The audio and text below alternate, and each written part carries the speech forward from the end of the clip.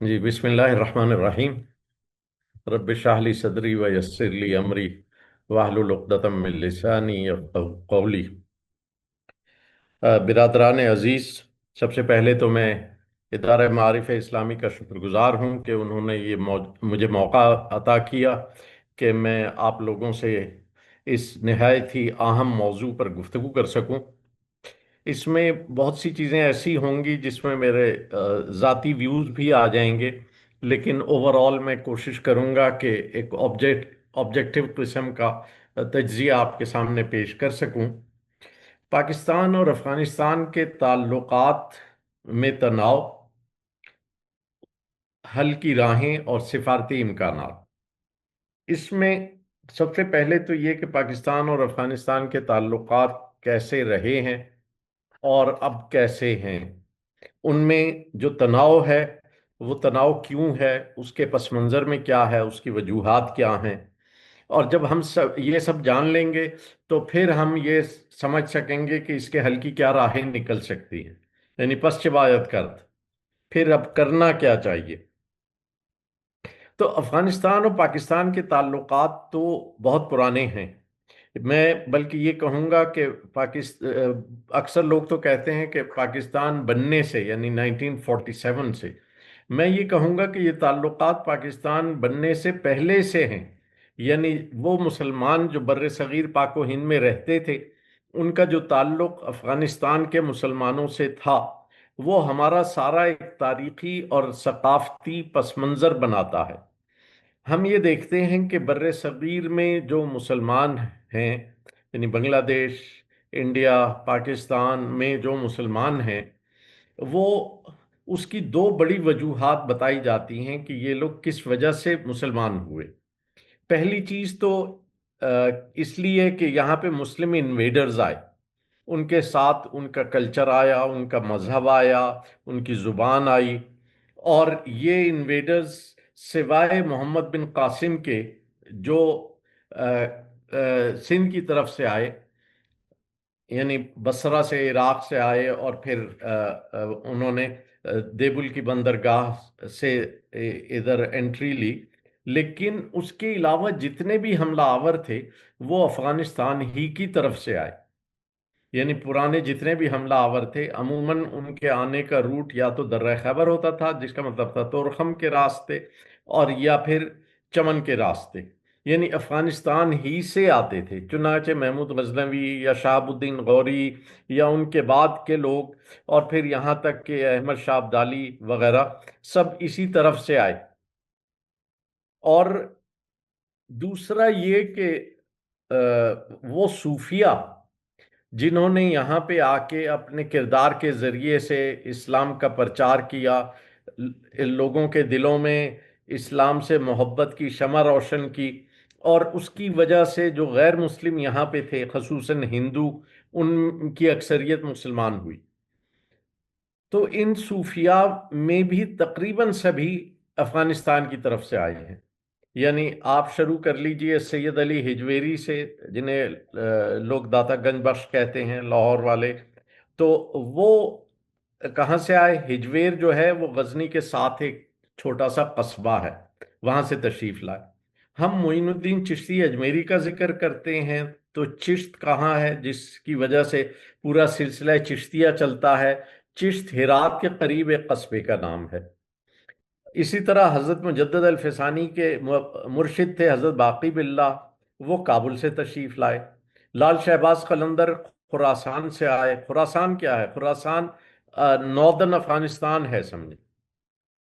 تو جتنے بھی صوفیاء ہیں ان کی اکثریت، یعنی اگر سب نہیں تو اکثریت افغانستان ہی سے آئی۔ چنانچہ آپ یہ دیکھیے اتنا قریبی رشتہ ہے، ایک ایسی نسبت ہے کہ ہم تو مسلمان ہی اس وجہ سے ہیں کہ ادھر سے جو لوگ آئے تھے انہوں نے ہمارے آباء و اجداد کو اسلام کی طرف راغب کیا تھا۔ لیکن یہ سلسلہ آپ دیکھیں ہماری مشترکہ تاریخ چلتی رہی، اور اس طرف ہمیشہ جب تک یہاں افغانستان کی طرف سے آنے والے حملہ آوروں نے اس علاقے کو فتح نہیں کر لیا تھا، تو اس طرف ہمیشہ ان کے دشمن ہی رہتے تھے۔ یعنی محمود غزنوی نے جب یہاں حملہ کیا تو اس سے پہلے راجہ جے پال جو تھا وہ پشاور تک نہیں بلکہ کابل تک تھا، کابل ان کی قلمرو میں شامل تھا۔ محمود کے والد سبکتگین نے انہیں وہاں پہ حملہ کر کے پش کیا اور پشاور تک آ گئے۔ پھر محمود جب آگے آئے تو انہوں نے انہیں پشاور سے بھی پیچھے دھکیل دیا، پشاور میں انہیں شکست دی۔ چنانچہ یہ جو ساری کی ساری تاریخ ہے، اس میں جو افغانستان سے آنے والے لوگ تھے وہ ہمارے ہیرو اس لیے شمار کیے گئے کہ انہوں نے یہاں کے لوگوں کو شکست دی اور ان کے ساتھ آنے والے لوگوں کی اکثریت یہاں آباد ہوئی۔ چنانچہ پاکستان، ہندوستان اور بنگلہ دیش میں جو مسلمان ہیں اس میں آدھے سے زیادہ تو وہ ہیں جو کنورٹ ہوئے، اور باقی آدھے وہ ہیں جو ادھر سے ان حملہ آوروں کے ساتھ یہاں پہ آئے۔ اب اس وجہ سے جو ایک تعلق بنتا ہے نا، جب ہم کہتے ہیں کہ یہ دونوں طرف مشترکات بہت ہیں یا دونوں طرف ایسے ٹرائبز ہیں جو تقسیم شدہ ہیں، تو یہ صرف صوبہ سرحد اور بلوچستان کی بات نہیں ہے۔ اس سے پہلے جو لوگ یہاں پہ آئے تھے، آپ یہ دیکھیے کہ جو 500 سے زیادہ ریاستیں تھیں، اس میں سے ایک بہت بڑی تعداد ان ریاستوں کی ہے جہاں پہ رول کرنے والے لوگ اوریجنلی پٹھان تھے۔ یعنی چاہے رامپور کے نواب ہوں، چاہے بھوپال کے نواب ہوں، چاہے مالیر کوٹلہ کے نواب ہوں، آپ دیکھیں ہر ایک کے نام میں خان آئے گا۔ شہریار خان بھوپال کے تھے، صاحبزادہ یعقوب خان رامپور کے تھے، نوابزادہ نصر اللہ خان مالیر کوٹلے کے تھے۔ تو یہ اس لیے کہ ان سب کو وہ جاگیریں، وہ ریاستیں ان بادشاہوں کی طرف سے دی گئی تھیں جو ادھر سے آئے تھے۔ تو یہ ایک بڑا واضح کنیکشن تھا۔ لیکن اسی وجہ سے جو مقامی آبادی تھی یعنی ہندوؤں کی، وہ اس وجہ سے ہمیشہ افغانستان کے خلاف بھی رہے۔ ان کے دل میں ایک بغض بھی رہا کہ محمود غزنوی پہ بڑا الزام یہ ہے کہ اس نے سومنات پہ حملہ کر کے نہ صرف یہ کہ ہندوؤں کو نقصان پہنچایا، لوٹ مار کی، اور بلکہ وہ یہاں سے جو سومنات کا دروازہ تھا، جو سندل کی لکڑی کا بنا ہوا تھا، وہ اکھاڑ کے لے گیا۔ اور ہندوؤں کا یہ کہنا تھا کہ محمود غزنوی کے مزار پہ جو دروازہ لگا ہوا ہے یہ وہی دروازہ ہے۔ چنانچہ ہندو بڑے عرصے یہ مطالبہ کرتے رہے کہ اس دروازے کو واپس لایا جائے۔ جب شاہ شجاع جو افغانستان کے بادشاہ تھے اور آپس میں اپنے کزنز کے ساتھ لڑائیوں کی وجہ سے مشکل میں تھے، وہ رنجیت سنگھ سے مدد مانگنے آئے تو رنجیت سنگھ نے 2 شرائط ان کے سامنے پیش کی اور کہا ہم آپ کی مدد کریں گے اور آپ کو کابل کا بادشاہ بنوا دیں گے، لیکن 2 شرائط ہیں۔ ایک تو جب آپ وہاں جائیں تو یہ جو دروازہ ہے محمود غزنوی کے مزار پہ وہ آپ واپس کریں گے انڈیا کو، اور دوسرا یہ کہ آپ وہاں گائے کے گوشت پہ پابندی لگائیں گے۔ اب اگرچہ رنجیت سنگھ سکھ تھا، لیکن آپ یہ دیکھیے کہ یہ مطالبات جو ہیں وہ ہندوؤں کو خوش کرنے والے مطالبات تھے۔ اور بعد میں پھر جب اس کے رنجیت سنگھ کے مرنے کے 2-3 سال بعد برٹش آرمی وہاں پہنچی تو وہ اس دروازے کو اکھاڑ کے واپس لے آئی، اور وہ دروازہ اب بھی آگرہ میں پڑا ہوا ہے۔ اور بعد میں ریسرچ کے ذریعے پتا چلا کہ نہیں یہ وہ سندل کی لکڑی کا نہیں ہے، یہ تو اس دیودار کی لکڑی کا ہے جو افغانستان ہی میں پیدا ہوتی ہے، اور یہ کہانی ہی سرے سے غلط تھی کہ یہ وہاں سے لے جایا گیا تھا۔ خیر یہ تو میں آپ کو سب زیب داستاں کے لیے اضافی طور پہ بتا رہا ہوں، لیکن آپ یہ دیکھیے کہ ادھر سے آنے والے لوگوں میں بابر ادھر سے ہی آئے، بابر فرغانہ سے تو آئے لیکن 30 سال انہوں نے کابل میں حکومت کی، پھر یہاں پہ آئے اور 4 سال حکومت کرنے کے بعد جب فوت ہوئے تو انہوں نے وصیت کی کہ انہیں کابل میں دفن کیا جائے۔ چنانچہ جو ہمارے مذہبی، تاریخی، ثقافتی مشترکات ہیں وہ اتنے زیادہ ہیں کہ اگر انہیں اجاگر کیا جائے تو آپ کو لگے گا کہ ہم دونوں قوموں کے درمیان میں کوئی فاصلہ نہیں ہے۔ لیکن بدقسمتی یہ ہے کہ اختلافات کو بہت اجاگر کیا جاتا ہے جو شاید 5% ہوں گے، اور مشترکات جو 95% ہیں ان کا ذکر بہت کم کیا جاتا ہے۔ اور یہ میں جب وہاں تھا تو افغانوں سے بھی یہی کہتا تھا کہ ہمارے مشترکات اتنے زیادہ ہیں، ان پہ کیوں بات نہیں کی جاتی اور کیوں صرف اختلافات کو اچھالا جاتا۔ آپ یہ دیکھیے کہ جب کسی ملک سے، جب ہم تعلقات کی بات کرتے ہیں، پاکستان اور افغانستان کے تعلقات، تو کوئی بھی جو دو ممالک ہیں جب ان کے تعلقات کی بات ہوتی ہے تو ان تعلقات کے 5 پہلو ہوتے ہیں۔ یعنی جب ہم ڈپلومیٹک طور پہ دیکھتے ہیں تو بائیلیٹرل ریلیشنز جو ہیں، باہمی تعلقات کے 5 پہلو ہوتے ہیں: سیاسی، اقتصادی، دفاعی، ثقافتی اور عوامی، جسے ہم کہتے ہیں پیپل ٹو پیپل کانٹیکٹ۔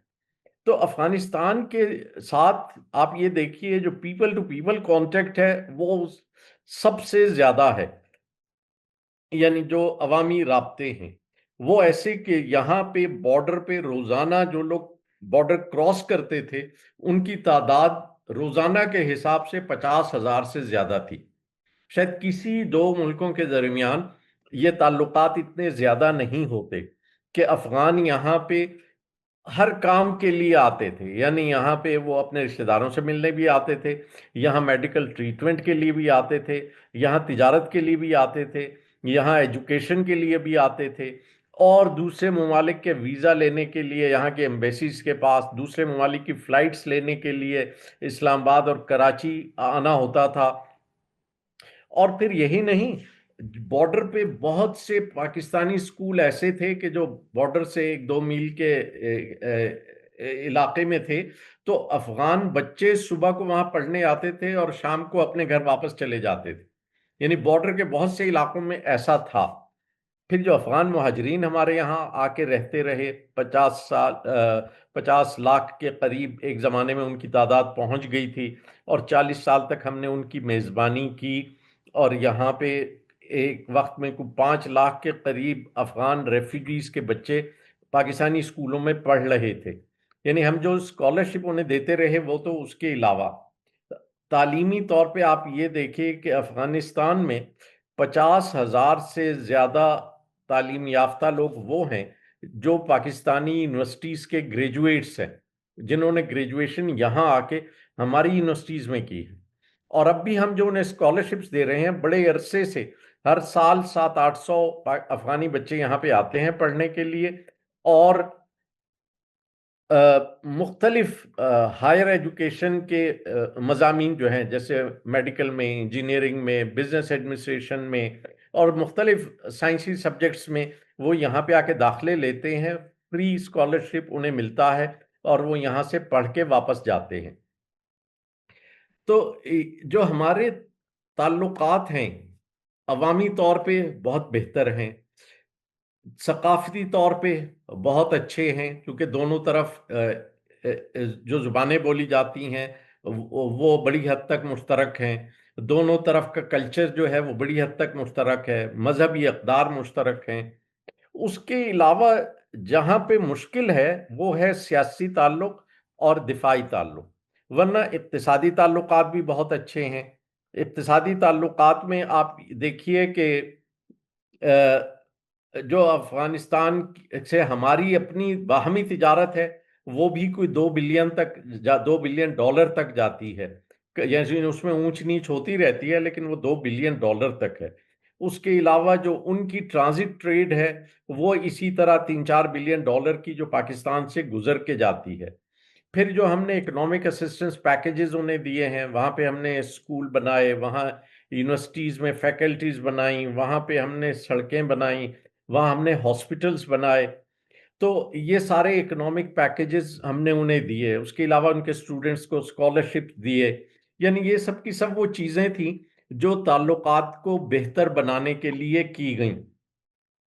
اب جو جہاں پہ آ کے مشکل پڑ جاتی ہے وہ سیاسی تعلقات میں اونچ نیچ رہتی ہے، اور اس کی بھی کچھ وجوہات ہیں جو میں ذکر کروں گا، اور اس کے علاوہ دفاعی تعلقات میں ہمیں کبھی بھی بہت زیادہ ایک دوسرے کے ساتھ قربت نہیں ہوئی،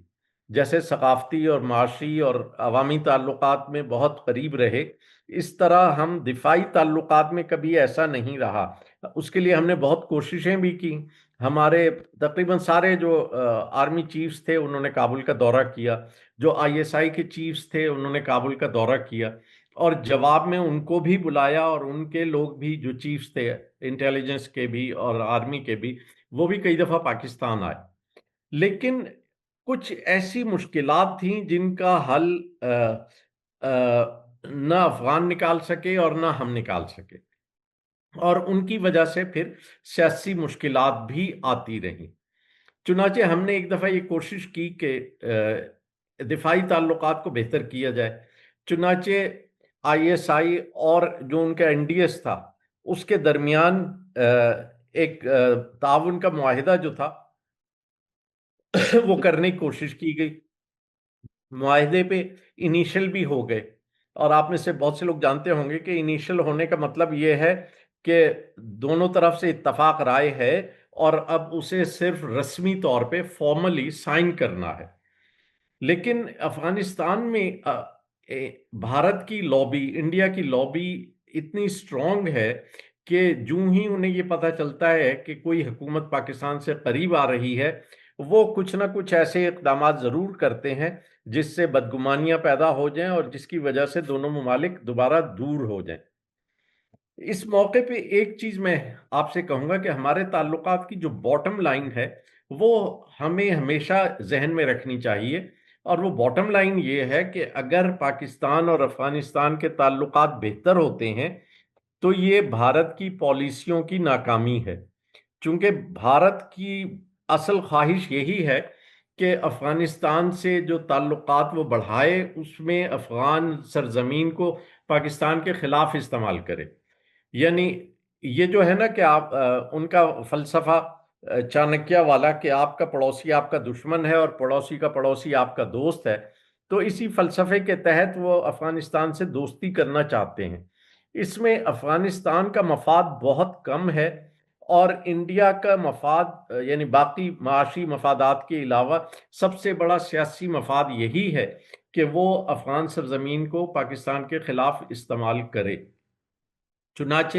پچھلے 20 سال میں، 20 سال مطلب آپ یہ دیکھ لیجیے، جو طالبان کے آنے سے پہلے، جو یہاں پہ نیٹو فورسز کے آنے کے بعد، انڈیا مستقل ان کے ٹی وی چینلز میں انویسٹ کرتا رہا، صرف اس لیے کہ وہ پاکستان کے خلاف پروپیگنڈا کریں۔ وہاں پہ کوئی مذاکرہ ہو رہا ہے، کوئی بات چیت ہے، کوئی تقریر ہے، جو بھی کوئی چیز ہے، وہ اس میں پاکستان کے خلاف ضرور کوئی بات ہوتی، اور اگر کوئی پاکستان کے حق میں بول پڑے تو اس کے خلاف اتنا زیادہ پروپیگنڈا کیا جاتا تھا کہ وہ آدمی بیک فٹ پہ ہو جاتا تھا اور پچھتاتا تھا کہ میں نے کیوں پاکستان کے لیے خیر سگالی کے کلمات ادا کیے ہیں۔ چنانچہ اس صورتحال میں، جس کے پس منظر میں اور بھی بہت سی چیزیں ہیں، خاص طور پہ جو افغانستان پاکستان بننے کے بعد سے جس ایشو کو ہمیشہ بہت اٹھاتا رہا ہے، وہ سرحد کا ایشو ہے۔ دونوں ممالک کے درمیان جو بین الاقوامی سرحد ہے، جو ہمارے لیے انٹرنیشنل بارڈر ہے، لیکن افغان اسے ڈیورنڈ لائن کہتے ہیں۔ پریزیڈنٹ کارزئی کے زمانے میں انہوں نے باقاعدہ ایک سرکاری سرکولر جاری کر کے یہ پابندی لگائی تھی کہ جو بھی سرکاری خط و کتابت ہوگی اس میں پاک افغان بارڈر کو بارڈر کے بجائے ڈیورنڈ لائن لکھا جائے گا، جسے وہ کہتے ہیں کہ یہ فرضی خط ہے، یعنی اس کی اصل حقیقت کچھ نہیں ہے، اور اس کو وہ اپنی ڈومیسٹک پالیٹکس کے لیے بہت زیادہ اچھالتے ہیں۔ تو یہ وہ پس منظر ہے جس میں آپ یہ دیکھیں کہ طالبان کے آنے سے پہلے بھی ہمیشہ پاکستان افغانستان کے تعلقات میں تناؤ رہا ہے۔ یہ تناؤ کبھی کم ہو جاتا تھا، کبھی زیادہ ہو جاتا تھا، لیکن جب طالبان آئے 2021 میں تو پاکستان کو ان سے بہت زیادہ توقعات تھیں۔ اس کی وجہ یہ ہے کہ پاکستان نے انہیں بہت سپورٹ کیا تھا، بلکہ پاکستان دنیا بھر میں اس وجہ سے بدنام تھا کہ پاکستان طالبان کا سپورٹر ہے، جبکہ انڈیا طالبان کے خلاف تھا، وہ انہیں دہشت گرد کہتا تھا، اور ساری کانفرنسز میں برملا یہ کہتا تھا کہ دہشت گردوں سے کسی قسم کی بات چیت نہیں کرنی چاہیے، اور طالبان دہشت گرد ہیں، اس لیے ان کے خلاف صرف فوجی ایکشن ہونا چاہیے۔ لیکن جب طالبان بالآخر حکومت میں آ گئے تو ہمیں یہ توقعات تھیں کہ اب افغان سرزمین سے جو ہمارے خلاف ہوتا رہا ہے، یعنی ٹی ٹی پی اور بی ایل اے اور دوسرے ایسے گروپس جو افغان سرزمین کو استعمال کرتے رہے ہیں، اب انہیں لگام دی جائے گی. یعنی اگر وہ انہیں پکڑ کے ہمارے حوالے نہ بھی کریں تو کم از کم انہیں اس کام سے روک دیں گے کہ وہ وہاں بیٹھ کے پاکستان کے خلاف سازشیں کریں یا پاکستان کے خلاف ایسے اقدامات کریں. لیکن متاسفانہ یہ توقعات پوری نہیں ہوئی، بلکہ اس سے الٹا ہوا. جب طالبان حکومت میں آئے تو پاکستان میں جو ٹی ٹی پی وغیرہ کے حملے تھے ان میں اضافہ ہو گیا. کچھ پہلے سال میں ان حملوں میں جو اضافہ تھا وہ 28% اضافہ تھا، دوسرے سال میں یہ 72% اضافہ تھا، اور اس سال تک آتے آتے یہ پوزیشن تھی 2025 میں کہ ان حملوں میں جو اضافہ ہے وہ 320% ہو چکا ہے. یعنی یہ ٹی ٹی پی کے حملے افغان طالبان کے آنے سے پہلے اتنے زیادہ نہیں تھے. خود یو این کی ایک رپورٹ میں یہ کہا گیا ہے کہ افغانستان میں جو عسکری گروپ آباد ہیں ان میں طالبان کی حکومت آنے کا سب سے زیادہ فائدہ ٹی ٹی پی نے اٹھایا ہے. یعنی اور بھی بہت سے وہاں پہ عسکریت پسند گروہ ہیں، تاجکستان کے، ازبکستان کے، چائنا کے، لیکن سب سے زیادہ فائدہ ٹی ٹی پی کو ہوا ہے. اس وجہ سے پاکستان پچھلے 4 سال سے اس کوشش میں لگا رہا کہ طالبان کو اس بات پہ قائل کر لے کہ وہ ان کی سپورٹ سے ہاتھ اٹھا لیں.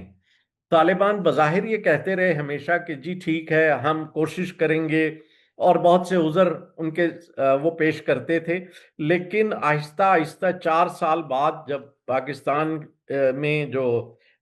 حکام تھے انہیں یہ اندازہ ہوا کہ اس میں کچھ نہیں ہو رہا بلکہ یہ حملے بڑھتے جا رہے ہیں اور ہماری طرف ہونے والے حملوں کی تعداد اور نقصانات مسلسل بڑھتے جا رہے تھے، تو ایک سٹیج آئی جب پاکستان کا میں جو لوگ تھے انہیں لگا کہ اب وہ اس سے زیادہ صبر نہیں کر سکتے،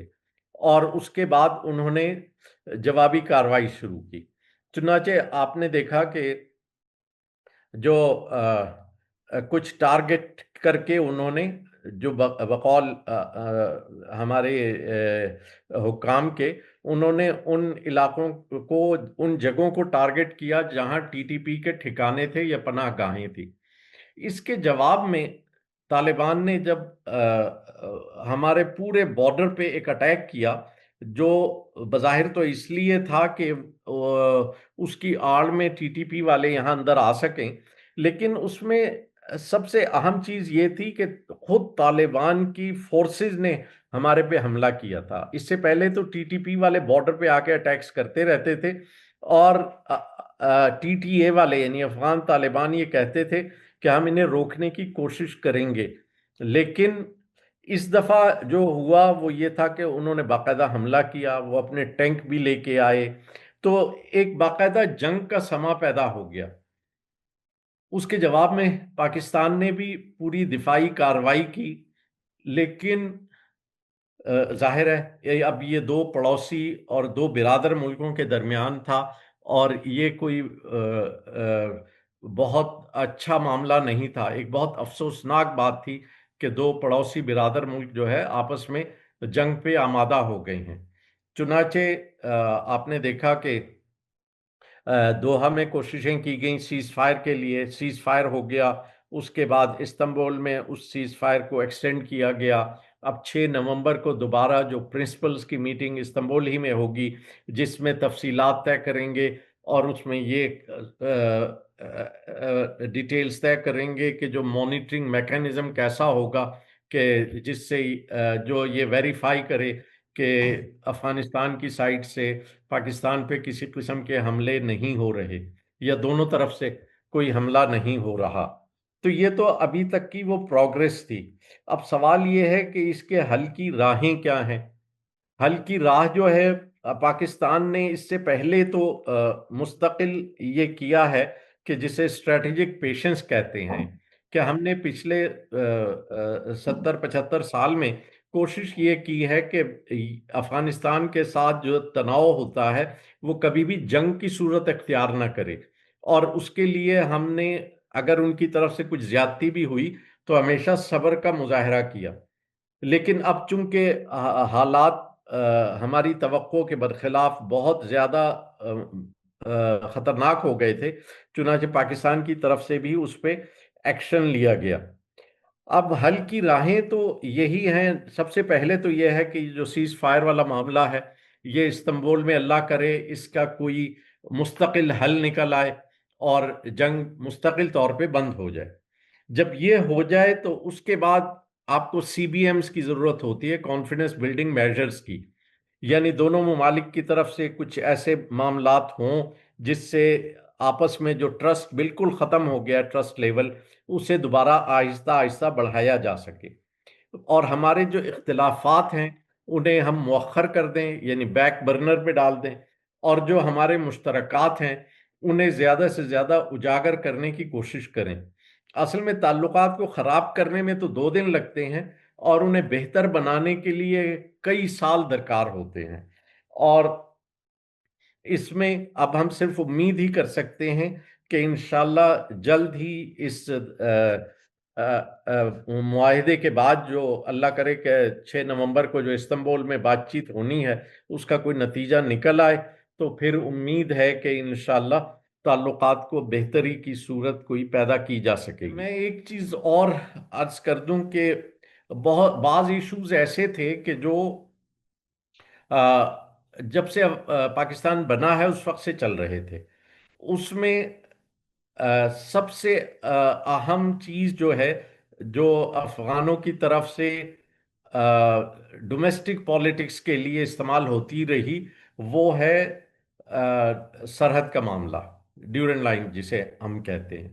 اب ڈیورنڈ لائن کیا ہے یہ آپ میں سے اکثر کو پہلے ہی علم ہوگا کہ 1893 میں برٹش انڈیا کے جو فورن سیکرٹری تھے سر مورٹیمر ڈیورنڈ، وہ گئے تھے ایک وفد لے کے، اور امیر عبد الرحمن جو کابل کے حکمران تھے ان کے ساتھ ایک معاہدہ ہوا تھا سرحد کے بارے میں. وہ بھی اصل میں امیر عبد الرحمن نے انگریزوں کو میسج بھیجا تھا کئی دفعہ کہ اس سرحد کے بارے میں کچھ فائنل ڈیمارکیشن کر لی جائے. چنانچہ انہوں نے پہلے تھا ایک جنرل رابرٹ تھے ان کو بھیجنے کا ارادہ تھا، لیکن افغانستان ان سے خوش نہیں تھا چونکہ انہوں نے دوسری اینگلو افغان وار میں انگریزوں کی طرف سے لڑائی لڑی تھی. تو انہوں نے اتنا ڈیلے کیا کہ جنرل رابرٹ ریٹائر ہو گئے، اور اس کے بعد پھر سر مورٹیمر ڈیورنڈ جو ان کے فورن سیکرٹری تھے برٹش انڈیا کے، وہ آئے اور ان کے امیر عبد الرحمن سے جو بات چیت ہوئی اس کے نتیجے میں یہ معاہدہ سامنے آیا 1893 میں جسے ڈیورنڈ لائن ایگریمنٹ کہتے ہیں. اب اس ایگریمنٹ کے مطابق پھر ڈیمارکیشن ہوئی دونوں طرف سے، اور جو علاقے طے ہو گیا کہ یہ افغانستان کے ہیں اور یہ برٹش انڈیا کے ہیں. تو اس سے پہلے جو ہے کچھ علاقے ایسے تھے جس پہ کبھی نہ کبھی افغانستان کا قبضہ رہا تھا. اس وقت تو افغانستان نے یہ معاہدہ قبول کر لیا. اس کے بعد 1893 کے بعد 1905 میں جب امیر عبد الرحمن کے بیٹے امیر حبیب اللہ بادشاہ بنے تو انہوں نے بھی اس معاہدے کی توثیق کی، اسے انڈورس کیا. اس کے بعد 1919 میں جب امیر عبد الرحمن کے پوتے امیر امان اللہ بادشاہ بنے تو انہوں نے بھی اس کو انڈورس کیا، اور پھر 1921 میں ایک دفعہ پھر اسے انڈورس کیا. یعنی اس وقت تک کسی نے یہ اعتراض نہیں کیا کہ یہ معاہدہ انڈر ڈیورس تھا، یعنی دباؤ کے نتیجے میں کیا گیا تھا، یا اس پہ انہیں کوئی اعتراض ہے. لیکن جب پاکستان بننے لگا 1946 میں کی بات ہے تو افغانوں نے یہ مسئلہ اٹھایا کہ جو انگریزوں نے ان کے علاقے لیے تھے وہ انہیں واپس کر کے جائیں.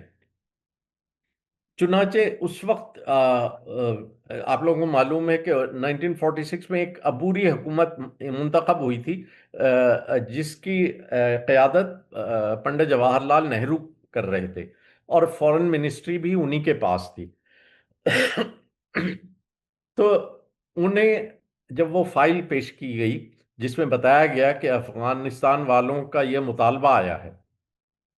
تو انہوں نے کہا کہ اگر بر صغیر کے کچھ علاقوں پہ اس وجہ سے افغانستان کا دعویٰ ہے کہ وہ کبھی افغانستان کا حصہ رہے ہیں تو اس حساب سے تو افغانستان، آدھے افغانستان پہ ہمارا دعویٰ ہو سکتا ہے، چونکہ ایک زمانہ تھا جب ہرات اور کابل کے گورنر آگرہ اور دلی سے لگائے جاتے تھے، جب مغل بادشاہ تھے بابر، ہمایوں، اکبر، جہانگیر، بلکہ شاید شاہجہاں کے زمانے تک ہرات اور کابل کے گورنر یہاں سے لگائے جاتے تھے، اور یہ سب علاقے جو ہے انڈیا کا پارٹ تھے۔ تو اگر مختصر عرصے کے لیے کسی شہر پہ قبضہ کر کے آپ اس پہ مستقل دعویٰ کر رہے ہیں، تو پھر جہاں جن کا زیادہ عرصے رہا ہے وہ تو زیادہ دعویٰ کر سکتے ہیں۔ اس میں آپ کو یہ بتاؤں کہ پشاور پہ آپ دیکھیں، مثال کے طور پہ افغانستان کا دعویٰ ہے کہ پشاور ان کا حصہ رہا ہے۔ اب پشاور ان کا کتنا حصہ رہا ہے؟ احمد شاہ ابدالی کی حکومت شروع ہوتی ہے 1747 میں، ماڈرن افغانستان کا فاؤنڈر تھا وہ۔ 1747 میں وہ اس نے یہ سلطنت اسٹیبلش کی، اور اس کے کوئی 12 سال بعد 1759 میں اس نے پشاور پہ قبضہ کر لیا۔ اب اس کے بعد جب رنجیت سنگھ کی حکومت آئی تو 59 سال بعد، یعنی افغانوں کے قبضے کے 59 ایئرز کے بعد، رنجیت سنگھ نے ان سے پشاور واپس لے لیا، اور یہ بات ہے اب 1818 کی، یعنی 1818 میں پشاور رنجیت سنگھ نے دوبارہ لے لیا۔ افغانوں نے اسے ریکیپچر کرنے کی کوششیں کی 1835 میں اور 1837 میں، اور ناکام ہو گئے، یہاں تک کہ فائنلی جب انگریزوں کا سارے علاقے پہ قبضہ تھا تو انہوں نے یہ اعلان کیا کہ وہ پشاور کو بھی برٹش انڈیا میں انیکس کر رہے ہیں، اور تورخم تک جو تھا انگریزوں کی حکومت تھی۔ چنانچہ جب ڈیورنڈ لائن میں ڈیمارکیشن ہو رہی تھی تو تورخم سرحد قرار پائی، اور اس سے ادھر جو تھا وہ برٹش انڈیا تھا اور ادھر افغانستان تھا۔ اب یہ ظاہر ہے کسی بھی لاجک کے تحت اب افغانوں کا یہ دعویٰ نہیں بنتا کہ جو حصے افغانستان کے تھے وہ انہیں واپس کیے جائیں، یا یہ کہ برٹش انڈیا کے ساتھ معاہدے تھے جو انگریزوں کے جانے سے ختم ہو گئے۔ ایسا نہیں ہوتا۔ دنیا میں جو انٹرنیشنل لا ہے، جو انٹرنیشنل نارمز ہیں، ان کے تحت جو بھی سکسیسر اسٹیٹ ہے وہ سارے معاہدوں کی وارث ہوتی ہے۔ اسی لیے افغان آج تک اسے کسی انٹرنیشنل فورم پہ نہیں لے گئے اس مسئلے کو۔ انہیں پتا ہے کہ ان کا کوئی اس پہ دلیل بنتی ہی نہیں، چنانچہ وہ کہیں بھی اس کو لے کے نہیں گئے، صرف اپنی اندرونی سیاست کے لیے اس کو بار بار استعمال کرتے ہیں۔ اس کی میں دوسری ایک اہم چیز یہ ہے کہ جب 1893 میں اس طرف کے بارڈر کی ڈیمارکیشن ہوئی تو اس سے 20 سال پہلے برٹش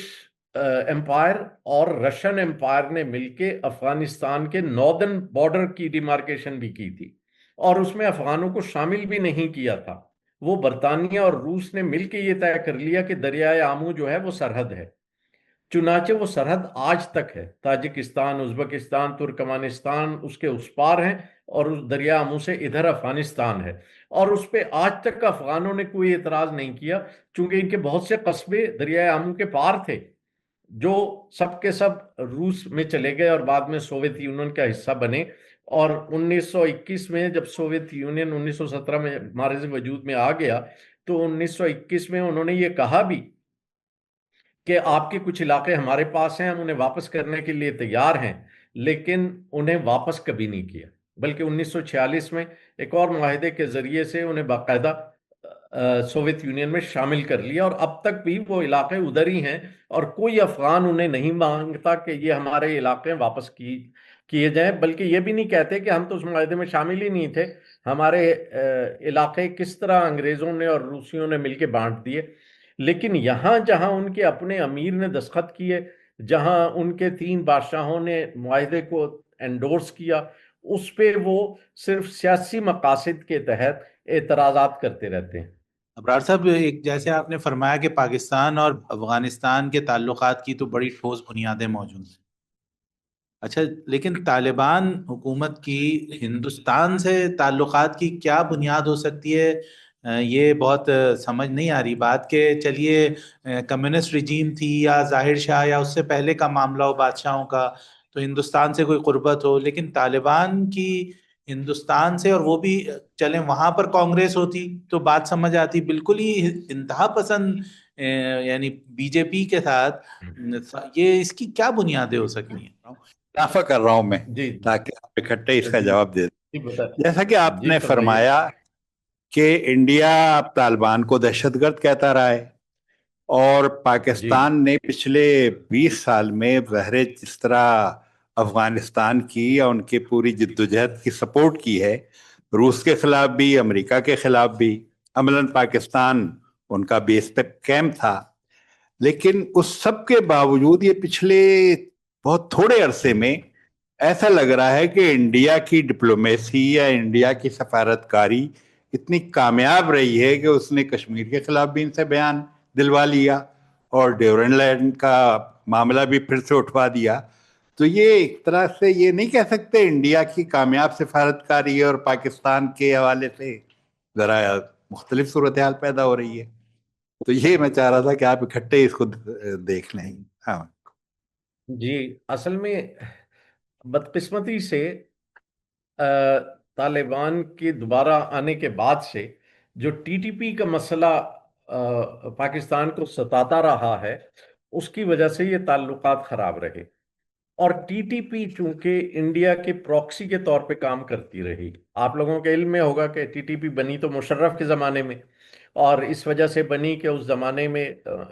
مشرف صاحب کی حکومت کے بارے میں یہاں قبائلی علاقوں میں یہی تھا کہ یہ تو بالکل پرو امریکن حکومت ہے اور آرمی کو وہ اسی لیے استعمال کر رہے ہیں۔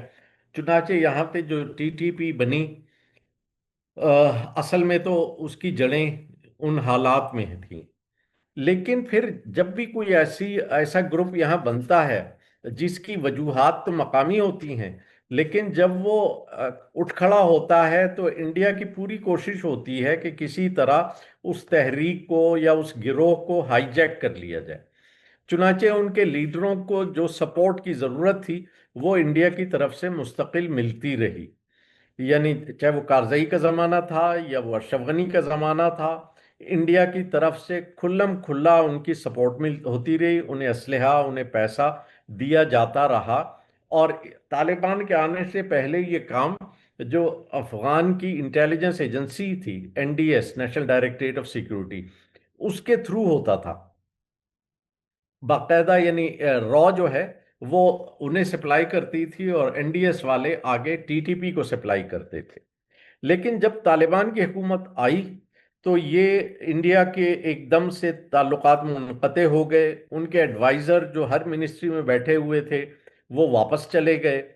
اچھا، اس وقت ہمارے پاس ایک بہت اچھا موقع تھا کہ جو گیپ ہے اس کو ہم فل کریں، اور جو افغان ہمارے خلاف پروپیگنڈا 20 سال میں انڈیا نے کروایا ہے ہم اس کا توڑ کریں۔ لیکن ہمیں اس کا موقع ملنے سے پہلے ہی ٹی ٹی پی کی کاروائیاں شروع ہو گئیں، اور یہ اتنی زیادہ تھیں، جیسا کہ میں نے پہلے آپ کو پرسنٹیج بھی بتائی، کہ پاکستان اسی میں الجھ کر رہ گیا۔ اور دوسری طرف افغان طالبان جو ہے وہ سم ہاؤ ان کی ہمدردیاں ٹی ٹی پی کے ساتھ ہیں۔ وہ ہمیں یہ تو کہتے ہیں کہ آپ ٹی ٹی پی سے بات چیت کر لیں، ان کے مطالبات پہ غور کر لیں، جیسے پہلے ایک دو دفعہ بات چیت ہو بھی چکی۔ اس کا نتیجہ یہ ہوتا ہے کہ ٹی ٹی پی والے ٹائم گین کرتے ہیں، وہ اسلحے سمیت یہاں پہ واپس آ گئے، اور جتنا یہاں پہ علاقہ کلیئر ہوا تھا اس میں دوبارہ وہ گھس آ گئے۔ لیکن افغان طالبان کیوں ان کے ساتھ ہیں، کیوں ان کے خلاف ایکشن نہیں لیتے؟ یعنی یہ ان کی ول کا مسئلہ ہے یا ان کی کیپیسٹی کا مسئلہ ہے؟ میرے خیال میں تو یہ دونوں ہیں۔ کیپیسٹی اس لیے نہیں کہ وہ اپنے فٹ سولجر کو یہ قائل نہیں کر پاتے کہ ٹی ٹی پی ان سے الگ کوئی چیز ہے، اور خود وہ ہم سے بھی یہ بارہا کہتے رہے۔ اور دوسری بات یہ ہے کہ وہ دل سے شاید ایسا کرنا بھی نہیں چاہتے، اور اس کی بنیادی وجہ یہ ہے کہ ان میں اور ٹی ٹی پی میں نظریاتی ہم آہنگی ہے۔ دیکھیے، اگر میں کھل کے بیان کروں تو یہ ہے کہ افغان طالبان بھی دیوبندی مسلک کے قریب ہیں، اور ٹی ٹی پی بھی، جیسے صوبہ سرحد میں اکثر جو مذہبی رجحان ہے وہ یہی ہے، اس طرح افغانستان میں بھی طالبان کا مذہبی رجحان یہی رہا، اور یہاں وہ جن مدرسوں میں پڑھے وہ بھی وہی مدرسے تھے۔ پھر ٹی ٹی پی نے یہ کیا کہ اگرچہ ان کے اور افغان طالبان کے سیاسی عزائم مختلف تھے، یعنی افغان طالبان صرف یہ چاہتے تھے کہ وہاں سے غیر ملکی فورسز کو نکال کے افغانستان میں اپنی حکومت قائم کریں اور جو بھی اسلام کی انٹرپریٹیشن وہ سمجھتے ہیں ویسا نظام وہاں نافذ کریں، جبکہ ٹی ٹی پی کے مقاصد میں یہ تھا کہ وہ پاکستان کو کسی طرح ڈی سٹیبلائز کریں۔ چنانچہ ان کے مطالبات جو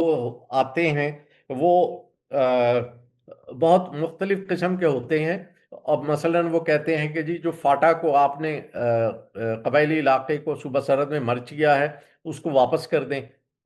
یعنی اسے دوبارہ قبائلی علاقہ بنا دیں۔ ظاہر ہے قبائلی بہت سے اس کے لیے تیار نہیں ہوں گے، چونکہ قبائلی علاقوں میں جو انگریزوں کے وقت کا نظام چل رہا تھا بہت سے قبائلی کہتے تھے کہ نہیں، اس سے انہیں نکالا جائے، جو پاکستانی عدالتیں ہیں ان تک ان کی رسائی ہونی چاہیے، پاکستانی نظام میں ان کا حصہ ہونا چاہیے۔ چنانچہ جب وہ شامل ہو گئے ہیں تو اس کے بعد انہیں انڈو کرنا بڑا مشکل ہے۔ اسی طرح اور بھی بہت سے ان کے مطالبات ہیں، لیکن وہ چونکہ بہت سمارٹ ہیں، انہوں نے یہ کیا کہ جب افغان طالبان آئے تو انہوں نے یہ کہا کہ ہم نے تو ملا ہیبت اللہ کی بیعت کر لی ہے اور ہم افغان طالبان کے بالکل ساتھ ہیں۔ اب افغان طالبان کہتے ہیں کہ یہ لوگ وہ ہیں جنہوں نے ہماری میزبانی بھی کی، ہمارے ساتھ مل کے یہ امریکیوں کے خلاف بھی لڑتے رہے، اور اب انہوں نے ہمارے امیر کی بیعت بھی کی ہوئی ہے، تو ہم کیسے ان کے خلاف لڑ سکتے ہیں یا کیسے انہیں یہاں سے لڑ کے نکال سکتے ہیں۔ اگرچہ شروع میں ہم نے ان سے یہ بھی کہا تھا کہ آپ انہیں مطلب اریسٹ کر کے ہمیں نہ دیں، لیکن کم از کم ہمارے بارڈر سے اتنی دور لے جائیں، نارتھ کی طرف کہیں لے جا کے انہیں آباد کر دیں تاکہ یہ ہم پہ حملہ نہ کریں۔ لیکن ٹی ٹی پی کا تو مقصد ہی یہ ہے کہ وہ پاکستان پہ حملے کرے، اور اسی کے لیے اسے انڈیا سے فنڈنگ ہوتی ہے، اسی کے لیے اسے ویپنز ملتے ہیں۔ اب افغان طالبان یا تو بہت اتنے سادہ ہیں کہ وہ یہ نہیں سمجھ رہے، اور یا پھر یہ ہے کہ وہ خود بھی یہی چاہ رہے ہیں، چونکہ جب وہ حکومت میں آئے تو ان پہ ایک لیبل یہ تھا کہ یہ پاکستان کے سٹوج ہیں، یعنی آگے پاکستان کے پٹھو ہیں، پاکستان انہیں لے کے آیا ہے، تو وہ یہ چاہتے تھے کہ اپنے پہ سے یہ لیبل اتاریں، اور اس وجہ سے انہوں نے آتے ہی کچھ حرکتیں ایسی کی جس سے یہ لگے کہ ان کا پاکستان سے اختلاف ہے۔ مثلا ایک جگہ بارڈر پہ سے جو آپ نے خاردار تار لگائی ہوئی تھی وہ توڑ دی، ایک دو جگہ بارڈر پہ حملے کروا دیے، اور یہ ظاہر کیا کہ یہ ڈیورنڈ لائن کے خلاف ہیں۔ ان سب کا مقصد صرف یہی تھا کہ وہ یہ ثابت کریں کہ ہم پاکستان کے پٹھو نہیں ہیں، بلکہ جس طرح باقی سب افغانوں کا سٹانس ہے وہی ہمارا بھی ہے، اور اسی طرح ہم بھی پاکستان کے خلاف ہیں جس طرح باقی افغان پاکستان کے خلاف ہیں۔ تو یہ ثابت کرنے کے چکر میں وہ شاید حد سے بڑھ گئے، اور پھر جب انہوں نے یہ دیکھا کہ پاکستان نے ایک سٹینڈ لے لیا ہے اور پاکستان مسلسل ان پہ دباؤ ڈال رہا ہے، تو انہوں نے اس کا توڑ کرنے کے لیے شاید یہ کوشش کی کہ فوراً جا کے انڈیا سے ملاقات کی اور انڈیا سے یہ ظاہر کرنے کی کوشش کی کہ اب ہمارے انڈیا سے بھی تعلقات ہیں، تو اگر پاکستان ہم پہ دباؤ ڈالے گا تو ہمارا جھکاؤ انڈیا کی طرف ہو جائے گا۔ یعنی ایک لحاظ سے یہ ہمیشہ سے افغانوں کا یہ وتیرہ رہا ہے کہ وہ انڈیا سے الگ سے مدد لیں گے اس وجہ سے کہ ورنہ ہمیں پاکستان سے قریب ہونا پڑے گا، اور پاکستان سے اس لیے مدد لیں گے کہ ورنہ ہمیں انڈیا سے قریب ہونا پڑے گا۔ جو کہتے ہیں نا to play one against the other, وہ اس بات کے بہت سمجھے صدیوں سے افغان جو ہیں اس کام کے کھلاڑی ہیں۔ اور طالبان اگرچہ ایک اسلامی گروپ ہے لیکن اس کے ساتھ ساتھ وہ افغان بھی ہیں، اور جو عمومی طور پہ افغانوں کا رویہ ہے، جو افغان جیسے اوور دا ایئرز کرتے رہے ہیں بالکل ویسا ہی ان کا بھی سٹائل ہوتا ہے۔ تو اس میں میرا جیسے میں نے کہا تھا کہ ہم نے تو ہمیشہ یہ کوشش کی کہ صبر کا مظاہرہ کریں، چونکہ اگر ہماری طرف سے لڑائی ہوتی ہے تو اس کا مطلب یہی ہوگا کہ انڈیا کی پالیسی کامیاب ہو گئی۔ لیکن بہرحال ایک سٹیج ایسی آئی جب ہمارے لوگوں نے سمجھا کہ شاید ان کے خلاف ایک بڑے بھرپور ایکشن کی ضرورت ہے، اور اس کے بعد دوبارہ سے آہستہ آہستہ وہ صلح صفائی کی طرف آ جائیں گے۔ مطلب ایک جو جی جی بہت زیادہ سوشل میڈیا پہ بھی اور ویسے بھی پروپیگنڈا کہہ لیں یا اس میں وزن بھی ہو سکتا ہے کہ ہماری اسٹیبلشمنٹ کی مس ہینڈلنگ نے یہ صورتحال کریٹ کی ہے، اس پر کوئی اگر آپ تبصرہ فرمائیے۔ دوسرا سوال یہ ہے کہ جو افغان طالبان ہے، ظاہر ہے اس میں بہت سارے گروپس ہیں، تو یہ بات بھی خاصی پھیل رہی ہے کہ جو سراج الدین حقانی صاحب کا معاملہ ہے وہ ایک الگ ہوتا جا رہا ہے، کوئی with in the Taliban ranks جو ہے کوئی مسائل کھڑے ہو رہے ہیں، اور اسی کے ساتھ اگر یہ بھی فرمائیے کہ حکمت یار صاحب کا کیا مستقبل آپ کو محسوس ہوتا ہے، حال اور مستقبل دونوں، اس پہ بھی روشنی ڈالی۔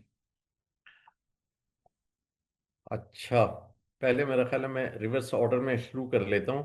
حکمت یار صاحب اشرف غنی کے زمانے میں انہوں نے گورنمنٹ سے ایک معاہدہ کیا، چونکہ اس وقت انہوں نے بلکہ طالبان سے بھی کہا کہ وہ بھی آ کے پرامن طریقے سے گورنمنٹ سے معاہدہ کر لیں۔ اس کی وجہ انہوں نے یہ بتائی کہ ہم لوگ اگرچہ اپنے طور پہ تو ہم امریکیوں کے خلاف لڑ رہے ہیں جو فورن ٹروپس یہاں پہ ہیں، لیکن چونکہ فورن ٹروپس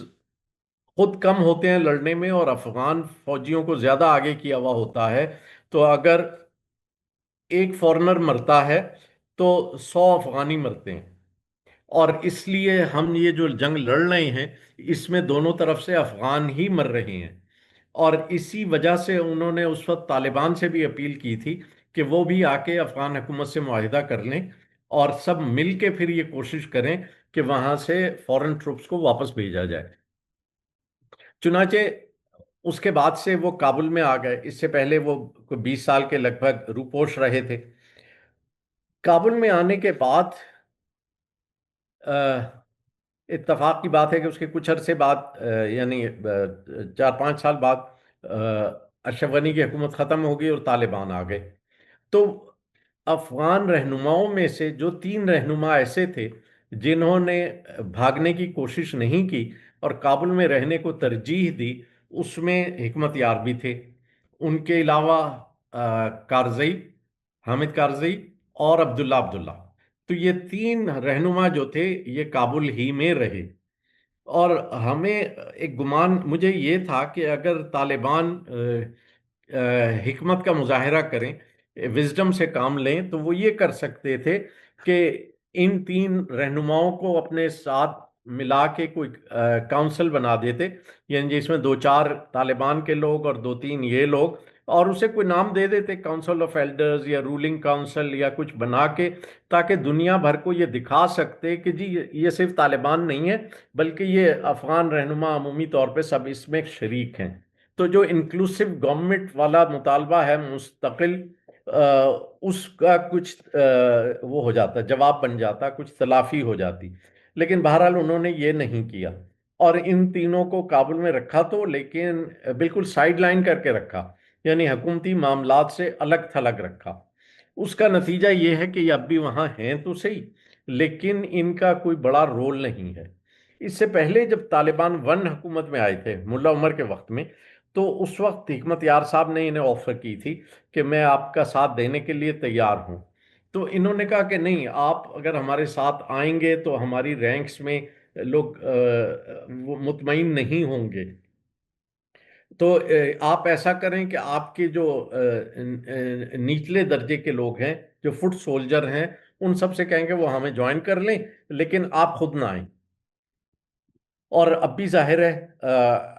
ان کے یہی ایٹیچیوڈ ہوگا، کیونکہ وہ ایک جیسے میں نے شروع میں عرض کیا تھا، اس میں ایک مسلکی فیلنگ بڑی سٹرونگ ہے۔ وہاں پہ تو یہ بھی ہے کہ جو داعش ہے، کہ داعش میں سلفی زیادہ ہیں، تو سنا ہے کابل میں وہ کھڑے ہو کے دیکھتے ہیں کہ جس کی داڑھی سلفی سٹائل کی ہوتی ہے اسے پکڑ کے انویسٹیگیشن کے لیے لے جاتے ہیں کہ یہ کہیں داعش کا نہ ہو۔ چنانچہ وہ ایک مسلکی ٹچ بھی چیزوں میں ہے، اور اس میں یہ نہیں مجھے لگتا کہ طالبان حکمت یار صاحب سے کوئی مفید کام لینے میں کامیاب ہو سکتے ہیں، اگرچہ حکمت یار صاحب کا اپنا یقیناً یہ ہوگا، ان کی توجہ ہوگی، یہ کوشش ہوگی اب بھی جیسے کل پرسوں میں دیکھ رہا تھا، انہوں نے حکومت پاکستان کے نام ایک خط جاری کیا ہے جس میں انہوں نے کہا ہے کہ جو افغان مہاجرین اتنے عرصے سے رہ رہے ہیں انہیں ایسے نہ نکالا جائے وغیرہ وغیرہ.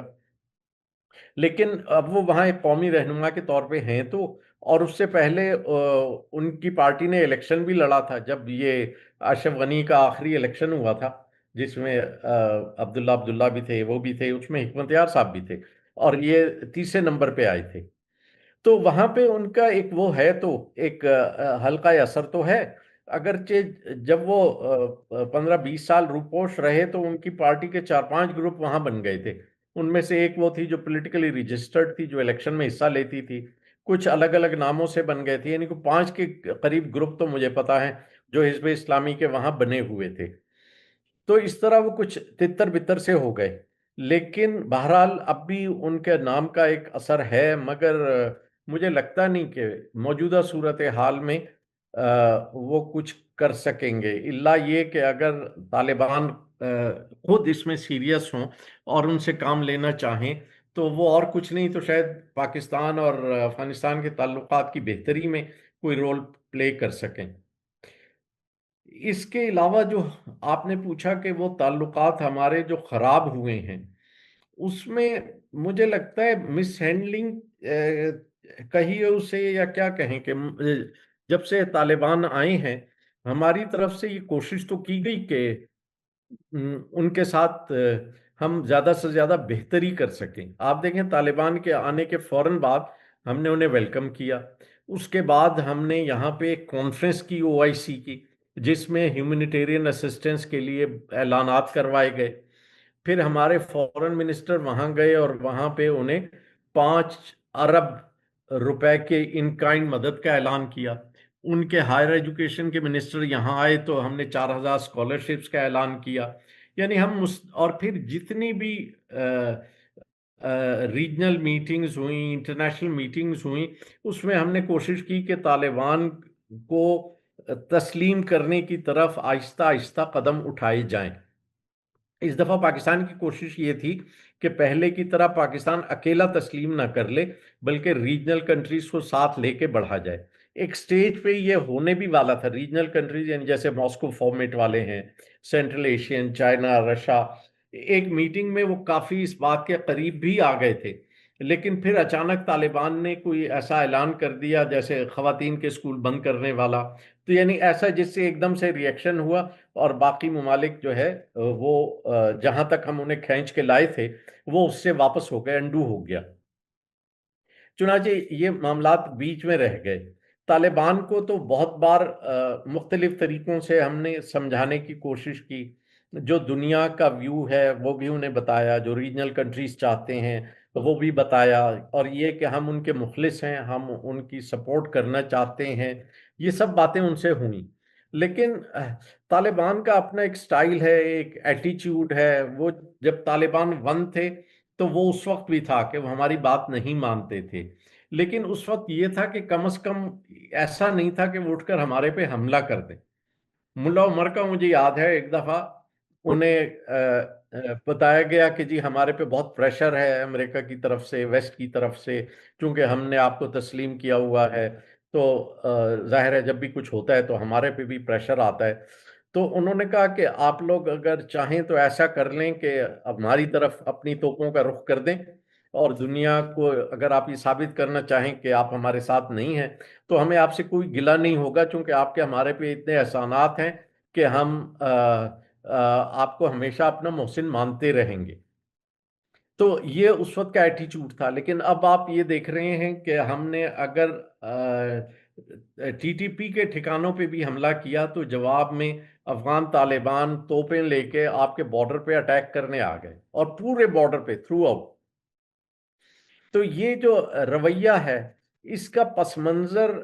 میں ایک تو وہی جو میں کہتا ہوں کہ ایک افغان ایٹیچیوڈ ہے کہ وہ بہت جلدی ریئیکشنری ہو جاتے ہیں اور بہت شدید انتقامی کارروائی کرنا چاہتے ہیں، چاہے اس پہ ان کے پاس اس کا زور ہے یا نہیں ہے. پھر کچھ جو ماضی کے حوالے میں ہر دفعہ اس لیے دیتا ہوں کہ وہ ایک پس منظر بھی ہے کہ ہمیں یہ تو ذہن میں رہتا ہے کہ جی ہم نے 50 ملین افغانوں کی میزبانی کی. ہم نے 20 سال ان طالبان کو سپورٹ کیا. ان کے جب طالبان 1 آئے تھے تو ہم نے ریکگنائز کیا. لیکن ہم کچھ باتیں بھول بھی جاتے ہیں. جیسے آپ یہ دیکھیے کہ جب افغانستان میں پہلی دفعہ اٹیک سوویت یونین آیا تو ادھر سے ہم جہادیوں کے ساتھ تھے، لیکن جو حکومتیں وہاں پہ پرچم پارٹی اور خلق پارٹی کی تھیں وہ بھی افغانی ہی تھے. روسی تو بعد میں آئے نا، پہلے تو انہی کی پارٹیوں کی حکومت تھی. اور وہاں پہ جتنے لبرل، جتنے لیفٹسٹ، جتنے سیکولر اور کمیونسٹ لوگ تھے وہ سب کے سب ہمارے خلاف ہو گئے، اور آج تک وہ کہتے ہیں کہ پاکستان نے مداخلت کی تھی. اور ان میں سے 6-7 لوگ جو ہیں ایکس کمیونسٹ اشرف غنی کی کیبنٹ میں وزیر بن گئے تھے آ کے. تو ظاہر ہے ان کے ذہن میں ہمارے خلاف بہت سے تعصبات تھے.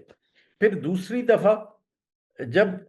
مجاہدین کے خلاف ہم نے طالبان کو سپورٹ کیا، مجاہدین نے جا کے ناردرن الائنس بنایا، تو ناردرن الائنس کو انڈیا نے سپورٹ کیا، تاجکستان نے سپورٹ کیا، لیکن ہم ادھر طالبان کے ساتھ کھڑے تھے. تو وہ سارے مجاہدین جو ہمارے ہی پروردہ تھے وہ ہمارے خلاف ہو گئے. پھر تیسری دفعہ جب 9/11 ہوا تو ہم نے ایک یو ٹرن لیا اور اب ہم امریکنز کے ساتھ مل گئے. جتنے افغان رہنما یہاں تھے ہم نے جوائنٹ ایکشن کیا سی آئی اے کے ساتھ مل کے، ان سب کو اریسٹ کیا. آپ یہ دیکھیں کہ بہت سے افغان رہنما ہماری جیلوں میں رہے. ان کے سفیر کو یہاں سے پکڑ کے وہ لے گئے، امریکنز گوانٹانامو بے لے گئے. اور انہوں نے ایک کتاب پھر لکھی جس کا نام تھا اژدہا کے منہ میں 4 سال، جو گوانٹانامو بے کی تفصیلات ہیں. اور اس میں انہوں نے بڑے گلے کیے کہ پاکستان نے انہیں پکڑ کے ہمارے حوالے کر دیا. اگرچہ اس بات کی تردید ابھی حال ہی میں آپ لوگوں نے ایک ویڈیو دیکھی ہوگی، جنرل احسان صاحب کی ایک تقریر ہے کہیں پہ جہاں میجر عامر بھی ہیں، اور وہ یہ کہتے ہیں کہ ہم نے اس وقت ملا عبدالسلام ضعیف سے کہا تھا کہ آپ کی حکومت کو اب ہم نے ڈی ریکگنائز کر دیا ہے، تو آپ فوراً یہاں سے کہیں چلے جائیں یا روپوش ہو جائیں یا افغانستان چلے جائیں، چونکہ اب آپ سفیر نہیں رہے اور آپ کو یہاں مشکلات پیش آ سکتی. لیکن وہ نہ صرف یہ کہ نہیں مانے بلکہ ایمبیسی ہی میں بیٹھ کے پریس کانفرنسیں کرتے رہے اور بیانات دیتے رہے، یہاں تک کہ پھر ہم نے انہیں پکڑ کے افغانستان کے حوالے کر دیا. اور افغانستان پہ ظاہر ہے امریکن آ چکے تھے اور انہوں نے وہاں سے انہیں گوانٹانامو بے بھیج دیا. تو بہرحال یہ ان کی طرف کی کہانی ہے. مگر میرے کہنے کا مقصد یہ ہے کہ ہر تھوڑے عرصے بعد کوئی ایسی بات ہوئی جو شاید ریٹروسپیکٹیولی ہم دیکھیں تو ہم کہیں کہ اس وقت کے حساب سے یہ فیصلہ ٹھیک تھا، لیکن ان سب کے اثرات جمع ہوتے ہوئے جب آتے ہیں تو طالبان کو اگر یہ ذہن میں ہو کہ ہم نے انہیں 20 سال سپورٹ کیا ہے، تو ساتھ ہی ان کے ذہن میں یہ بھی ہوگا کہ ہم ہی نے انہیں پکڑ پکڑ کے امریکیوں کے حوالے کیا تھا اور انہیں گوانٹانامو بے بھجوایا تھا، اور یہاں پہ ان کی حکومت پہ اٹیک کرنے کے لیے امریکنز کو بیسز دیے تھے. تو ظاہر ہے یہ سب باتیں بھی تو ان کے ذہن میں ہوں گی، اور کہیں نہ کہیں تو ہوں گی ہی. یعنی اوپر سے وہ ہمارے ساتھ بڑے دوستانہ تعلقات بھی رکھیں، پھر بھی جو ہی آپ ان پہ کوئی احسان جتاتے ہوئے ریئیکشن دیں گے تو وہ بھی فوراً اپنی طرف سے اس کا ریئیکشن دیں گے. تو ہمیں کوئی بھی احسان جتاتے ہوئے یہ خیال رکھنا چاہیے کہ ہماری طرف سے زیادتیاں بھی ہوئی ہیں،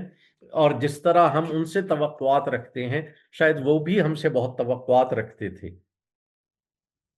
جی بہت شکریہ عباس صاحب. بس آخر میں ایک آدھ سوالات ہیں، اس کے بعد پھر ہم اس کو اختتام کی طرف لے کے جائیں گے. زاہد بخاری صاحب نے ایک سوال امریکہ سے کیا ہے کہ موجودہ بحران میں پاکستانی فوجی قیادت کے اپنے انیشیٹو کا کتنا حصہ ہے؟ پاکستان میں افغان باشندوں کے خلاف غیر معمولی اقدام اور امریکہ کے ساتھ کولیبریشن بھی کیا اس کی وجہ نہیں ہے؟ جی جہاں تک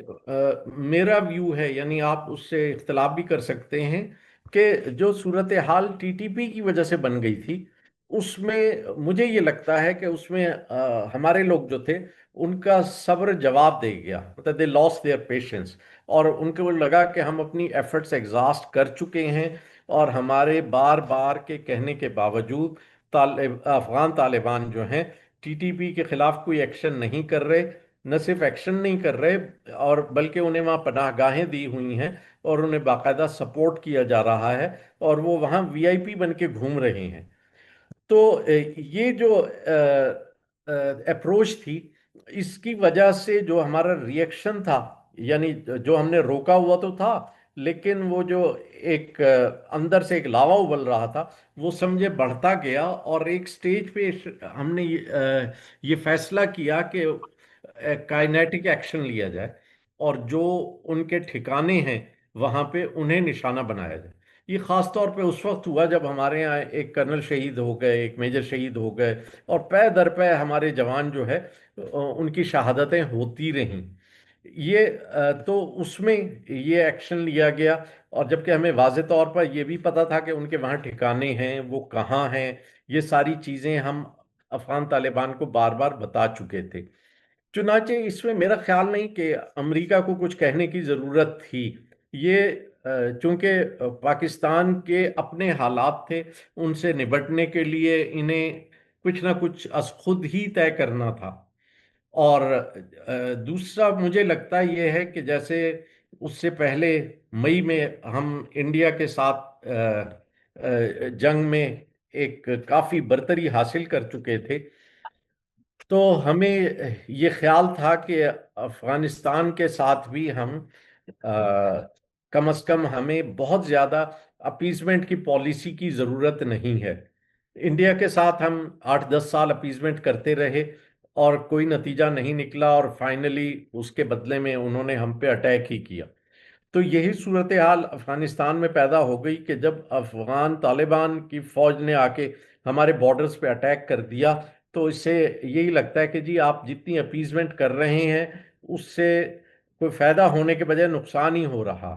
چنانچہ خود بخود پھر یہ ہوتا ہے کہ اب آپ دوسری آپشن جو ہے اس کو اویل کر کے دیکھیں.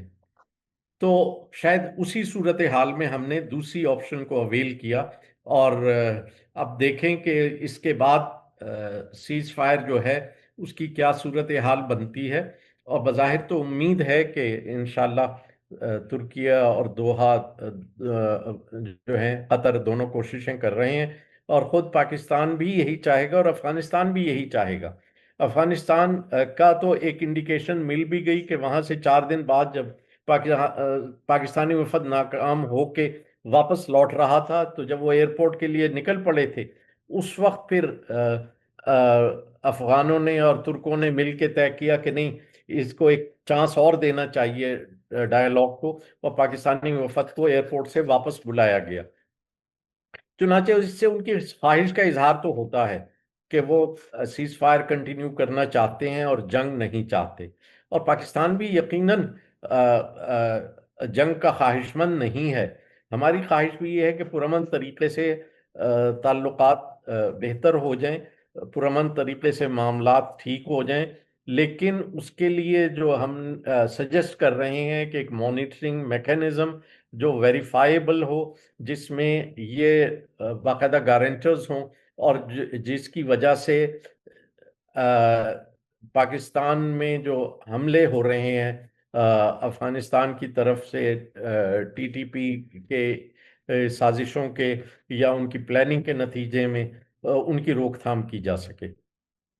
جزاک اللہ. آخر میں یہ ایک آدھ سوالات ہیں، لیکن آپ اس پہ کامنٹس ایک ساتھ کر دیجیے گا کہ آپ کے نزدیک پائیدار امن اور باہمی تعاون کے لیے ایک قابل عمل روڈ میپ کیا ہو سکتا ہے؟ دوسرا یہ کہ سرحدی کشیدگی اور دہشت گردی کے الزامات نے دونوں ملک کے عوامی جذبات پر کیا اثر ڈالا ہے؟ اور آخری چیز یہ بھی کہ جو آنے والے استنبول میں جو مذاکرات کا جو فیز ہے 6 نومبر کو غالباً، اس کے کیا امکانات ہیں اس کے نتائج کے اعتبار سے؟ جی 6 نومبر والی بات تو میں کچھ کر بھی چکا ہوں. جو دونوں ممالک کے عوام پہ جو اثر ڈالا ہے وہ یقیناً کچھ خوشگوار نہیں ہے، بلکہ افسوسناک ہے. چونکہ میں بڑے عرصے سے دیکھ رہا ہوں کہ ان حالات میں پاکستان میں بھی افغانستان کے خلاف ایک ریئیکشن اور ایک نفرت کی فضا پیدا ہو رہی ہے. اس سے پہلے یہ فضا صرف افغانستان میں دیکھنے کو ملتی تھی، کہ جہاں بھی تھوڑی سی ذرا لڑائی ہوئی تو افغان فوراً ریئیکشنری ہو گئے اور پاکستان کو برا بھلا کہنا شروع کر دیا. لیکن پاکستان کی طرف یہ معاملہ ایسا نہیں تھا. لیکن افغانوں نے بار بار شاید اتنا کیا، جیسے کرکٹ میچز میں انہوں نے پاکستان کے خلاف نعرے بازی کی اور بہت سی جگہوں پہ کی. پاکستان میں بھی میں نے دیکھا ہے جو افغان سٹوڈنٹ ہمارے اسکالرشپس پہ ہماری یونیورسٹیوں میں پڑھتے ہیں وہ بھی پاکستان سے محبت تو درکنار پاکستان کے لیے نرم گوشہ تک نہیں رکھتے. اور اس کی وجہ سارا یہ ہے کہ ان کے ذہنوں میں جو ایک زہر بھرا گیا ہے کہ پاکستان آپ کا مخالف ہے، پاکستان آپ کا دشمن ہے. تو اس وجہ سے مستقل ایک وہ ہے ریئیکشن ہے. اور ایسی چیزیں جو ہے نا، نفرت کی فضا کو پروان چڑھانا تو بہت آسان ہوتا ہے، لیکن اسے انڈو کرنا بڑا مشکل ہو جاتا ہے. اب دونوں اطراف سے اگر سنجیدہ طبقے اور متوازن شخصیات بہت عرصے تک، برسوں تک کوششیں کریں کہ ان دونوں کے تعلقات بہتر ہو جائیں، جو دلوں میں نفرتیں ہیں وہ دور ہو جائیں، تب کہیں جا کے یہ ممکن ہو سکے گا. اس میں سب سے پہلا سٹیپ تو یہ ہوتا ہے کہ ایک دوسرے کے خلاف میڈیا پہ جو پروپیگنڈا ہوتا ہے اس کو روک دیا جائے، ایک دوسرے کے خلاف جو بیان بازی ہے اس کو روک دیا جائے. چنانچہ جب بھی کوئی معاہدہ ہو یا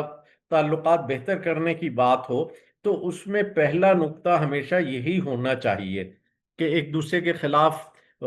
بیانات اور ایک دوسرے کے خلاف میڈیا کے جو بھی پروگرام آ رہے ہیں انہیں روک دیا جائے. اس کے بعد جو روڈ میپ کی بات ہو رہی تھی کہ وہ کیسے بہتر ہو سکتا ہے، تو اس کے لیے یہی صورت حال ہو سکتی ہے کہ پہلے تو آپ سیز فائر کر لیں، وہ جو ویریفائبل مانیٹرنگ میکانزم بنانا ہے وہ بنا لیں، اور اس کے بعد آہستہ آہستہ پھر تعلقات کو بہتر کریں. سی بی ایمز کے بارے میں سوچیں کہ کون سے کانفیڈنس بلڈنگ میجرز ایسے ہو سکتے ہیں جن کے ذریعے سے ہم تعلقات کو بہتر بنا سکتے ہیں. ہم نے کچھ عرصے پہلے ایک بڑا سی بی ایم یہ کیا تھا کہ ایمبیسیز کو اپ گریڈ کیا تھا. یعنی جو سی ڈی ایز تھے ہم نے کہا ان کے بجائے اب ہمارے سفیر ہوں گے دونوں ملکوں میں، اور وہ کر دیا گیا تھا چین سے، جو مئی میں شاید چین بیجنگ میں ٹرائل لیٹرل ہوئی تھی، اس کے بعد یہ فیصلہ ہوا تھا. لیکن اب اور بھی بہت سے سی بی ایمز ہو سکتے ہیں، جیسے ایک دوسرے کے خلاف بیانات روکنے کے بعد جو مشترکات ہیں اس میں زیادہ سے زیادہ اضافہ کیا جائے. جیسے افغانوں کے لیے آپ میڈیکل ویزے بہتر کر سکتے ہیں، ان کے اسکالرشپس آپ آلریڈی دے ہی رہے ہیں، ان کو جو اکنامک اسسٹنس پیکیجز آپ جیسے اشرف غنی اور کارزئی کے دور میں دیتے رہے وہ کنٹینیو کر سکتے ہیں. ان کے جو سینئر آفیشلز ہیں ان کے لیے آپ ٹریننگز کا اہتمام کر سکتے ہیں. اسی طرح ان کے یہاں سے جو میڈیا ہے اور ہمارے یہاں جو میڈیا ہے ان کے ایکسچینج وزٹس ہو سکتے ہیں. دونوں اطراف کی جو یونیورسٹیز ہیں ان کو کے جو اساتذہ ہیں، اس کے علاوہ جو آپ کی انٹیلیجنشیا ہے ان کے ایکسچینج وزٹس ہو سکتے ہیں. اور جو تھوڑے بہت اختلافات ہیں ان دا لانگ رن انہیں ریزالو کرنے کی کوئی کوشش کی جا سکتی ہے. جیسے اب بارڈر کے علاوہ پانی کا مسئلہ جو ہے وہ آہستہ آہستہ زیادہ لائم لائٹ میں آ رہا ہے. ہمارے یہاں کے لوگ کہہ رہے ہیں کہ ہم تو اپر رائپیرین بھی ہیں اور لوور رائپیرین بھی ہیں، تو ہم بھی دریائے چترال سے جو دریائے کنہار کو جا کے فیڈ کرتا ہے اس کے پانی کو روک سکتے ہیں. اور ادھر سے کابل والے یہ کہہ رہے ہیں کہ دریائے کابل پہ ہم بند بنا کے جو پاکستان کو پانی جاتا ہے اس میں کمی کر سکتے ہیں. تو اس قسم کی باتیں جو ہیں جب نفرت سے کی جائیں تو ان کا منفی اثر ہوتا ہے، لیکن جب مل جل کے ان کا حل نکالا جائے، جیسے ہم نے ایک زمانے میں اشرف غنی کے زمانے میں انہیں یہ تجویز پیش کی تھی کہ کونر ڈیم بنا لیں اور پاکستان اور چائنا اور افغانستان مل کے یہ کریں اور اس میں ایک معاہدہ کر لیں کہ اس سے بننے والی بجلی کیسے تقسیم ہوگی اور اس کے پانی کا کیا حساب ہوگا. افغانستان سے واٹر ایشوز پہ معاہدہ ہو سکتا ہے، جیسے ہم نے انڈیا کے ساتھ ایک کیا ہوا تھا انڈس واٹر ٹریٹی جو ہے، اسی طریقے سے کابل ریور کے بارے میں بھی ہو سکتا ہے. لیکن یہ ساری چیزیں جو ہیں یہ سب سے پہلے تو آپس میں امن کی اور صلح کی متقاضی ہیں. ایک دفعہ آپس میں امن ہو جائے، صلح ہو جائے، بہتری کی صورت نکل آئے، تو پھر یہ ہو سکتا ہے کہ آہستہ آہستہ چیزوں کو مزید بہتر بنایا جا سکے. لیکن اگر ہم ایک دوسرے کے خلاف بیانات جاری رکھیں گے تو میرا خیال ہے کہ اس میں صورتحال بدتر سے بدتر ہوتی جائے گی. صرف منفی بیانات کے ذریعے سے میرا خیال نہیں کہ کبھی آپ کسی بھی طریقے سے حالات میں بہتری پیدا کر سکیں. ایک انعام الحق جاوید صاحب کا شعر ہے، آخر میں وہ پڑھ دیتا ہوں میں، کہ عداوتیں جو کسی کی عدو سے ختم ہوئیں، جہاں کہیں بھی ہوئیں گفتگو سے ختم ہوئیں. بہت شکریہ جی.